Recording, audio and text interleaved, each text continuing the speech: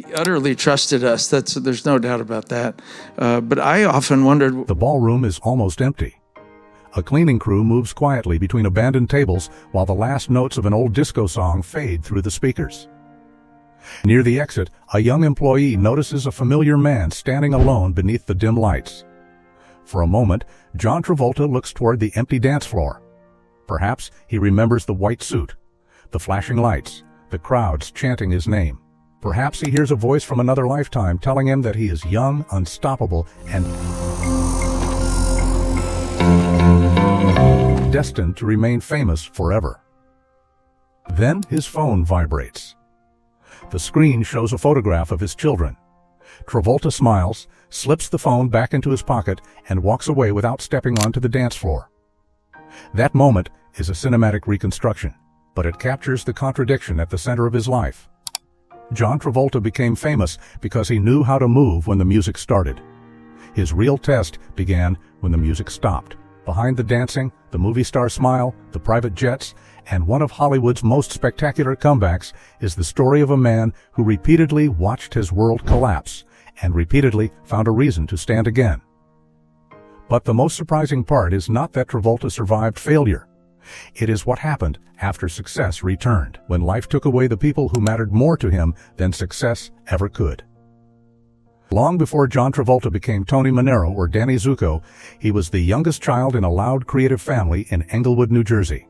Born in 1954, he grew up surrounded by performance. His mother, Helen, had acted and sung professionally before becoming a drama teacher. Several of John's siblings were also drawn toward music and acting. In the Travolta household, entertaining people was not treated like a ridiculous fantasy. It was something real people could pursue. I like this girl. Excuse me. John absorbed that belief early. He danced, he sang, he imitated voices, he studied performers on television, and imagined himself standing where they stood. But imagination alone was not enough for him. At 16, he left school and committed himself to acting professionally. It was a dangerous decision. Thousands of talented teenagers arrive in New York, believing they are one opportunity away from being discovered. Most eventually return home with little more than rejection letters and stories about what might have been. Travolta stayed. He worked in theater, appeared in commercials, accepted small roles, and learned how to hold an audience's attention. His early progress was not glamorous. There were auditions that went nowhere, performances seen by people who could do nothing for his career, and long periods when his future remained uncertain. Then, in 1975, the uncertainty disappeared almost overnight. Travolta was cast as Vinnie Most of the other things I ever played were very far from who I am as Barbarino in Welcome Back, Kotter. Barbarino was charming, confident, slightly confused, and impossible to ignore. Travolta delivered his lines with a relaxed rhythm that made the character feel larger than the sitcom around him. Viewers did not simply laugh at Barbarino, they waited for him. Suddenly, Travolta became a teenage sensation. His photograph appeared in magazines. Fans crowded around him. Television had given him recognition, but he wanted something bigger. He wanted movies. Hollywood soon gave him the role that would change his life. Saturday Night Fever arrived in 1977. Travolta played Tony Manero, a young Brooklyn man trapped in an ordinary life. Tony works in a paint shop, argues with his family, and struggles to imagine a future beyond his neighborhood. But inside a nightclub, beneath the colored lights, he becomes someone else. He becomes important. The dancing made the film iconic, but Travolta's performance was far more complicated than a collection of impressive moves. Tony was proud, angry, insecure, ambitious, and sometimes deeply unlikable. Travolta allowed audiences to see both the confidence Tony performed and the fear hiding underneath it. That is what transformed the role from a disco fantasy into something human. Travolta was only 23 when the performance earned him an Academy Award nomination for Best Actor. Imagine what that kind of success does to a person so young. 1 year earlier, he was a television heartthrob trying to prove he belonged in films. Now he was being discussed as one of the most important actors of his generation. And before Hollywood had time to decide whether Saturday Night Fever was a lucky accident, Travolta did it again. In 1978, he appeared opposite Olivia Newton-John in Grease. As Danny Zuko, Travolta was playful, romantic, funny, and effortlessly charismatic. The film became a worldwide phenomenon. Its songs remained popular for generations, while Travolta's leather jacket, carefully styled hair, and final carnival dance became permanently attached to popular culture. In just 2 years, he had become the face of 2 enormous movies. But there was a hidden danger in rising that quickly. When a performer reaches the top gradually, failure can feel like part of the journey. When someone reaches it almost instantly, failure can feel like the entire world has changed its mind. Travolta entered the 1980s as one of Hollywood's biggest stars. Urban Cowboy became another success and influenced fashion and nightlife across America. But the victories became less consistent. Several films disappointed critics or underperformed commercially. Staying Alive, the sequel to Saturday What the fuck, Wes? Shut the fuck up right now and you listen to me. Night Fever made money but was heavily criticized. Other projects failed to recreate the excitement of his earlier work. The atmosphere around him changed. Hollywood did not stop recognizing John Travolta. It did something more painful. It began remembering him instead of needing him. There is a difference between being famous and being wanted. Travolta was still famous. People still knew the white suit, the dance moves, and the songs. But major filmmakers were no longer lining up to build ambitious projects around him. The young actor who had once represented the future was gradually being described as a symbol of the past. And this is where his story could have ended. Hollywood is filled with actors who became permanently associated with one decade. Their old films continue playing, their faces remain familiar, but the industry quietly moves forward without them. Travolta continued working.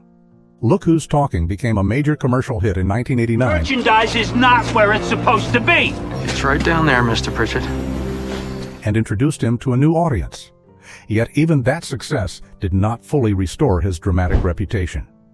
He had proven that people would still buy tickets to see him. He had not proven that Hollywood still considered him dangerous, exciting, or artistically essential.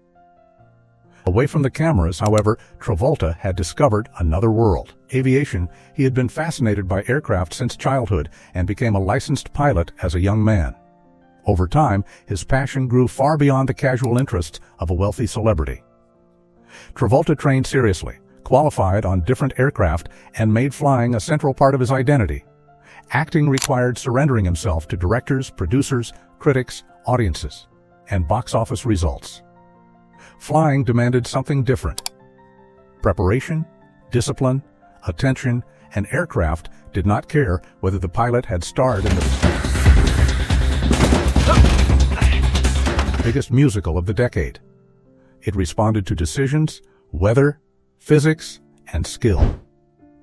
In the sky, Travolta could not survive on nostalgia. He had to remain present. During his professionally uncertain years, his personal life also began moving towards something more stable. Travolta met actress Kelly Preston while working on The Experts. Their connection grew, and they married in 1991. Kelly understood fame, but their relationship appeared to offer Travolta something fame could not: a private sense of home. In 1992, they welcomed their first child, Jett. Their daughter, Ella Bleu, followed in 2000. Travolta's public image had always been connected to movement, the strut, the twist, the choreography. Fatherhood appeared to slow him down. Interviews and family appearances revealed a man who took enormous pride in being a husband and father. Then, just as Travolta was Any sign of Deacons? building a quieter life, an unexpected phone call revived the career Hollywood had almost buried. Quentin Tarantino was preparing Pulp Fiction. Tarantino did not see Travolta as an embarrassing leftover from the disco era. He saw something far more valuable: history. He understood that audiences carried memories of Travolta into every scene. The former king of effortless cool would play Vincent Vega, a hitman whose own confidence felt worn, unpredictable, and slightly out of time. The casting was considered a risk. Travolta was not the obvious choice. That was precisely why it worked. Released in 1994, Pulp Fiction became a cinematic explosion. Its fractured storytelling, sharp dialogue, violence, humor, and unforgettable characters reshaped American independent film. At its center, Travolta looked completely reborn. He was calm. Obviously not enough. She's working for the fucking people who took your picture, man! No, I don't believe— Strange, funny, threatening, and vulnerable. He did not appear to be begging audiences to remember the old John Travolta. He allowed them to meet someone new. And then came the dance scene. Vincent Vega and Mia Wallace step onto the floor at Jack Rabbit Slim's and begin twisting together. It is not the athletic, commanding performance of Saturday Night Fever. It is casual, awkward, hypnotic, and filled with irony. Tarantino took the most recognizable part of Travolta's past and transformed it into the symbol of his future. The performance earned Travolta his second Academy Award nomination. 17 years after Saturday Night Fever, he was suddenly at the center of Hollywood again. But this time, the success felt different. His first rise had been an eruption. His comeback was a rescue. Travolta moved quickly into major films including Get Shorty. Most of the other things I ever played were very far from who I am as Broken Arrow, Face Off, Primary Colors, and The General's Daughter. He became one of Hollywood's highest-paid actors and proved that his return was not limited to one brilliant Tarantino performance. Face Off demonstrated the unusual range that had always existed beneath his movie star image. Playing a hero whose identity is exchanged with a sadistic criminal, Travolta shifts between tenderness, menace, grief, and theatrical madness. In Get Shorty, he used stillness and understated confidence instead of dancing or explosive emotion. Hollywood had once reduced him to a cultural memory. Now filmmakers were using that history as part of his power. Yet his second period of success was not perfect. Battlefield Earth became one of the most heavily criticized films of his career. Other projects disappeared quickly or struggled to find an audience. Once again, the industry's enthusiasm became less predictable. I like nasty girl. Excuse me. But Travolta no longer seemed to measure his entire existence through career momentum. He had already survived being dismissed. He had Kelly. He had Jett and Ella. He had flying. The things that mattered most were waiting when he returned home. Then, on January 2, 2009, the center of that world disappeared. The Travolta family was staying in the Bahamas when 16-year-old Jett suffered a seizure. He was found unconscious and could not be revived. John Travolta and Kelly Preston had lost their son. There are career failures that feel devastating until life introduces a pain so much larger that every previous disappointment becomes almost meaningless. A bad review can be ignored. A failed movie can be replaced. A lost child cannot. Travolta later described Jett's death as the worst thing that had ever happened to him. But even that statement cannot fully communicate what followed. He and Kelly— Merchandise is not where it's supposed to be. It's right down there, Mr. Pritchett. They were not allowed to grieve only as parents. They had to grieve as globally recognizable parents. Reporters followed every development. Headlines examined the circumstances of Jett's death. Strangers debated private decisions made by a family they had never met. The same fame that had once surrounded Travolta with applause now surrounded him with questions at the moment he had the fewest answers. For a time, he withdrew from acting. The man who had survived Hollywood's rejection was not sure how to survive this. There was no perfect speech capable of explaining the loss. There was no inspirational lesson waiting immediately behind it. Grief did not arrive like a movie scene with music rising at the correct moment. It arrived in waves. A familiar room. A photograph. A birthday. An empty chair. A memory appearing without warning in the middle of an ordinary day. Obviously not enough. She's working for the fucking people who took your picture, man! No, I don't believe— Travolta later spoke about the importance of allowing people to grieve in their own way. He suggested that one of the most helpful things others can do is give the grieving person space rather than forcing them to carry everyone else's emotions too. It was not the language of someone claiming to have defeated grief. It was the language of someone learning to live beside it. Travolta and Kelly established the Jett Travolta Foundation to support children with special needs and other charitable causes. Turning pain into service did not erase what happened, but it gave Jett's name an active place in the world. In 2010, the family welcomed another son, Benjamin. His arrival did not replace Jett. No child could. But Benjamin brought new movement into a home that had been consumed by absence. There were new responsibilities, new memories, and a new reason for John and Kelly to keep looking forward. For nearly another decade, the family protected its private life as carefully as possible. Then, tragedy returned. Kelly Preston had been diagnosed with breast cancer. She underwent treatment privately for 2 years, with the illness kept largely outside the public eye. In July 2020, Kelly died at the age of 57. Travolta had lost his wife of almost 29 years. This second loss carried a particularly cruel weight. Kelly had not only been his partner, she had been beside him through Jett's death. She understood memories and pain that no outsider could completely share. Together, they had rebuilt their family after the unimaginable. Now Travolta had to mourn her while helping Ella and Benjamin mourn their mother. In the announcement of Kelly's death, he thanked the doctors, nurses, friends, and loved ones who had supported her. He also explained that he would be stepping away What the fuck, Wes? Shut the fuck up right now and you listen to me. to focus on his children. For decades, Hollywood had taught John Travolta how to remain visible. Grief taught him when to disappear. He did not attempt to transform Kelly's death into a public performance of strength. He allowed silence to exist. And when he eventually appeared again, the most meaningful moments were often not connected to major movies. There were birthday tributes, family photographs, videos with Ella. Small glimpses of a father trying to protect joy without pretending sorrow had vanished. Ella followed her parents into acting and music, and Travolta publicly supported her work. Benjamin remained younger and further from the spotlight, but Travolta frequently expressed pride in both children. The movie star who once dominated dance floors now appeared most fulfilled while standing beside them. His smile remained famous, but its meaning had changed. In the 1970s, it suggested that nothing could touch him.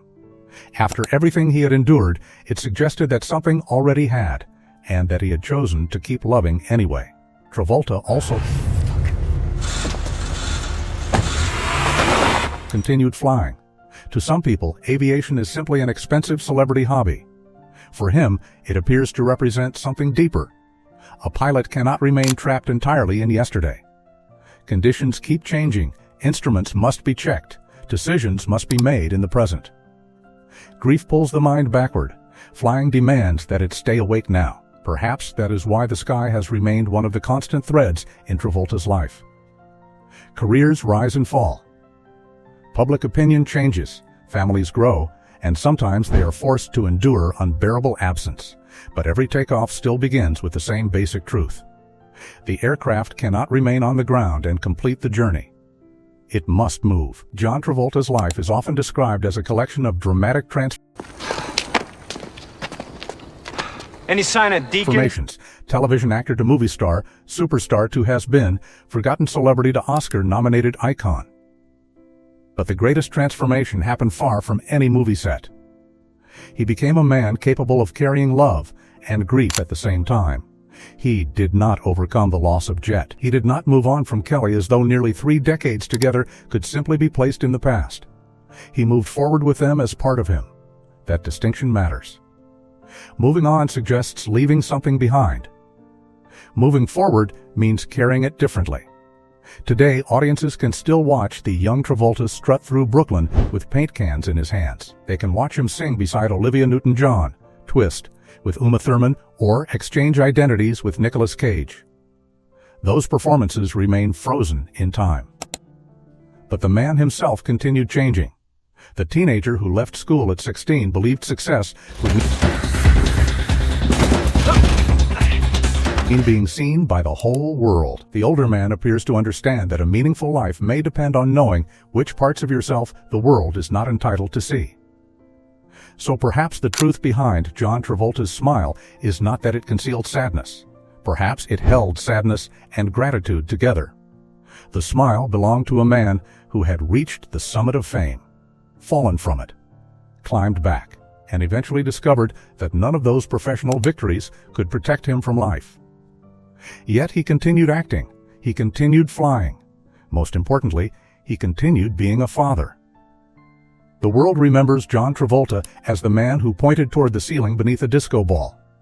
But his real story is not contained in that frozen pose. It is in everything that happened after he lowered his arm, after the applause faded, after the studios lost interest, after they welcomed him back, after the phone calls that divided his life into before and after every devastating silence when he still found a reason to take one more step.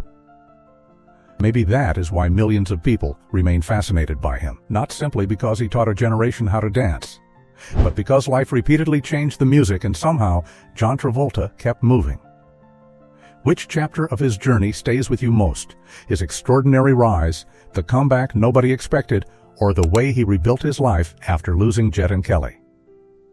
Share your thoughts in the comments and subscribe for more stories about the hidden triumphs and tragedies behind Hollywood's most unforgettable stars.